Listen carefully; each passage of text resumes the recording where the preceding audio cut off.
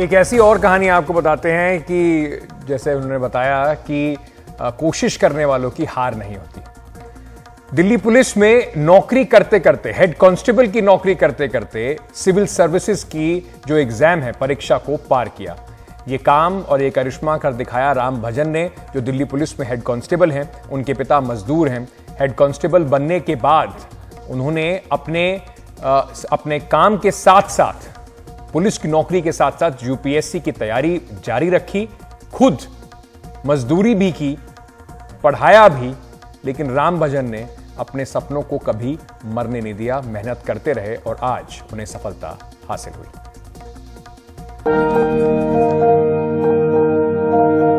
इस मुकाम तक पहुंचने के लिए राम भजन ने कई पहाड़ पार किए हैं।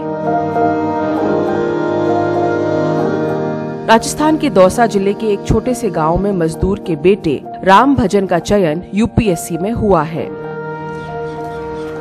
जैसे मैं सोचता हूँ कि जैसे मैं अभाव में गुजरा हूँ वैसे कोई और न गुजरे, तो मुझे लेकिन उनका सफर अपने आप में एक मिसाल है। इससे भी पीड़ित नहीं हो तो मुझे छुट्टी करने वाला बनना है। मजदूर के इस बेटे ने कई बार पिता के साथ खुद मजदूरी करके घर का पालन पोषण किया है। गांव के ही स्कूल में पढ़ाई की और फिर दौसा से 11वीं और 12वीं पास की।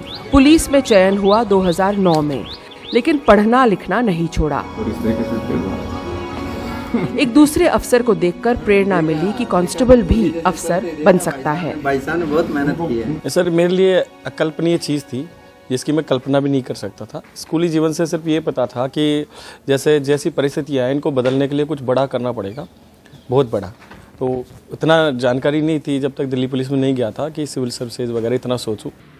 परिवार से दूर रहकर छुट्टी लेकर पढ़ाई की, 8 बार यूपीएससी की परीक्षा दी और फिर सफल हुए। अब एक आखिरी बार अपनी रैंक बेहतर करने के लिए एग्जाम दे रहे हैं। 8 साल की मेहनत रंग लाई है। कितने दिन मतलब घर वालों से मिले हुए हो जाते थे, महीने महीने छुट्टी लेके वहीं रहता। छोटे छोटे बच्चे हैं, वो मेरे बिना ही बड़े हो रहे हैं, तो इसका मतलब कहीं ना कहीं अंदर से कसक रहती थी। राम भजन कहते हैं पत्नी ने उनका बहुत साथ दिया और उन्होंने पत्नी को इस तरह काबिल बनाया कि वो घर संभाल सके। 8वीं की जो पढ़ाई छूट गई थी शादी के बाद, उसे फिर पूरा कराया। आज वो ग्रेजुएट है और बीएड भी। हर सफल आदमी के पीछे एक औरत का हाथ होता है, तो मेरे मामले में भी सर वो 100% सही है। वाइफ को मैंने मोटिवेट किया है इसके लिए कि इनको पहले इस तरीके से वो बनाया जाए कि अगर कुछ जिम्मेदारी इनको दी जाए तो ये सफलतापूर्वक उसको कैरी कर लें। तो उनको आर्थिक रूप से अलग अलग तरीके से उनका सशक्तिकरण करने का प्रयास किया। उनको मोटिवेट किया कि वो अपनी पढ़ाई को जो छोड़ दी थी 8वीं के बाद, तो उसको कंटिन्यू करें। तो इनका मन अच्छा था, पढ़ने का मन था, तो इन्होंने उसको कैरी किया और रेगुलर एडमिशन करवाया हमने। थोड़ा सा इसमें स्ट्रगल भी करना पड़ा कि एक बहू, गांव की बहू, गांव के ही स्कूल में, और वो भी प्रॉपर स्कूल के यूनिफॉर्म में जाए, जहाँ की पर्दा प्रथा और ऐसी चीज़ें हमारे समाज में चलती है, तो थोड़ा स्ट्रगल करना पड़ा। इन्होंने दौसा के इस छोटे से गाँव का ये लड़का बेहद साधारण परिवार से है। बालका के लिए सभी करना पड़ा। माँ बाप ने मजदूरी करके इसे पाला पोसा है। गोबर भी बीनिया, डांडा भी चराया, छेड़ा बकरा का भी करिया, बठान पे भी लेगा, तो रोडी भी फोड़िया।